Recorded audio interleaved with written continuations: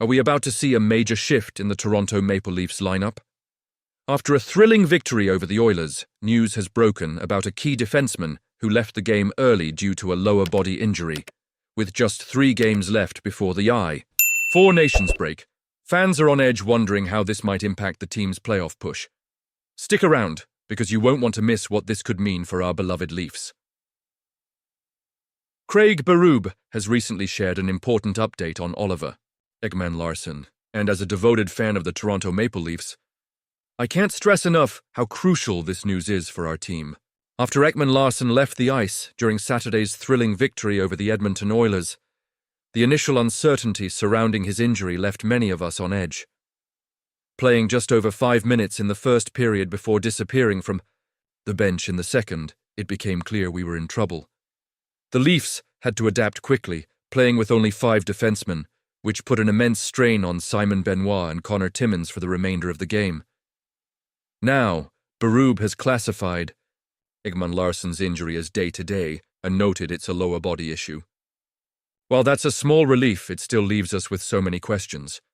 When did it happen? How severe is it? Did we see the moment it occurred? Berube himself admitted he didn't even see it happen, which only adds to the mystery. This situation is particularly frustrating for us fans because Ekman-Larsson has been an integral part of our defense this season.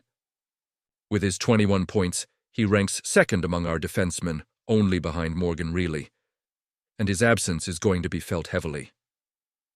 Looking at the upcoming schedule, the Leafs have 3 games left before the Four Nations break. That raises the possibility that we could be without Ekman-Larsson until the NHL season resumes post-tournament. This veteran player, who joined the Leafs last season after helping the Florida Panthers clinch the Stanley Cup, has been a steady presence on our blue line, missing only 1 game out of the last 50 due to illness. His contributions have been vital, especially recently when he notched 6 points in just 5 games before Saturday. So, what does this mean for the Leafs moving forward? This is where it gets interesting. The reliance on only 5 defensemen can lead to fatigue and increase the risk of injury for those remaining on the ice. It puts the pressure on our younger guys to step up. And while we love the idea of watching the next generation shine, the stakes are high. If Ekman-Larsson's absence stretches longer than anticipated, we could be looking at significant changes in our defensive strategy, possibly forcing the coaching staff to make some tough decisions about line pairings and ice time. And here's where I want to hear from you, the fellow Leafs Nation. Do you think this was the best decision regarding Ekman-Larsson's injury status? Honestly, I'm torn. On one hand, I appreciate the cautious approach to ensure he's fully healthy when he returns. On the other, we can't afford to lose our momentum, especially as we gear up for the playoffs. Every game counts, and the stakes couldn't be higher. This situation could also impact the team's chances in the short term, especially if the younger players struggle to adapt quickly to increased roles. We all remember how last season ended, and the pressure is palpable. The dreams we have for this team are as bright as ever, but we need our key players healthy to fulfill those aspirations. Every fan knows that the playoffs are a different beast, and having a complete roster is essential for making a deep run. Last night, the Toronto Maple Leafs stumbled into Edmonton, nursing a 3-game losing streak, but they left the ice with a hard-fought 4-3 victory over the Oilers. With this win, the Maple Leafs remain just 1 point behind the Florida Panthers for the top spot in the Atlantic Division, despite having a game in hand. It's a critical juncture in the season, and this victory could be the spark they needed. The game saw the core 4, Matthews, Marner, Nylander, and Tavares, play together for the first time in a while, and they didn't disappoint. Auston Matthews, in particular, delivered a standout performance. He's not just a goal scorer, this guy is evolving into a playmaking machine. With 2 assists last night, including a beautiful setup for Matthew Knee's opening goal, Matthews reached a career milestone of 300 assists in just 599 games.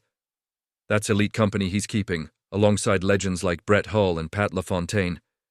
Matthews is now sitting at 20 goals and 20 assists this season, and honestly, it feels like he's just scratching the surface of what he can accomplish. When he's on the ice, you can feel the energy shift, and good things happen for the team. Then there's Mitch Marner, who continues to be a force on the ice. He's racked up 54 assists this season, just 6 shy of Nathan McKinnon for the Yum. A league lead.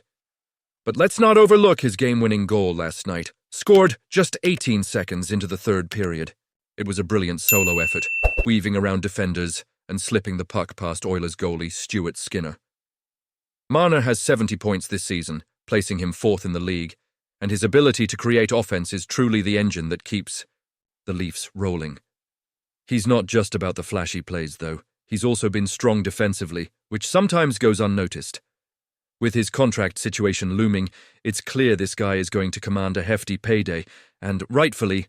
So William Nylander is another name that's been making waves. Scoring his 30th goal of the season against the Oilers, it marked his 5th consecutive season reaching that milestone. Nylander's offensive production has been crucial for the Maple Leafs, and he currently ranks 2nd in the NHL with 23 power play goals, trailing only Leon Draisaitl. His knack for finding the back of the net is invaluable, and it's hard to imagine where this team would be without his consistent scoring. Now, let's talk about John Tavares. The Leafs certainly felt his absence during his 6-game injury layoff. While he didn't score against Edmonton, his impact was palpable. He's a stabilizing force on this team, and his leadership shines through in every game. Tavares' presence on the ice creates chaos for opposing defenses, and even though he didn't register a point last night, he played a pivotal role in the setup for Knee's goal.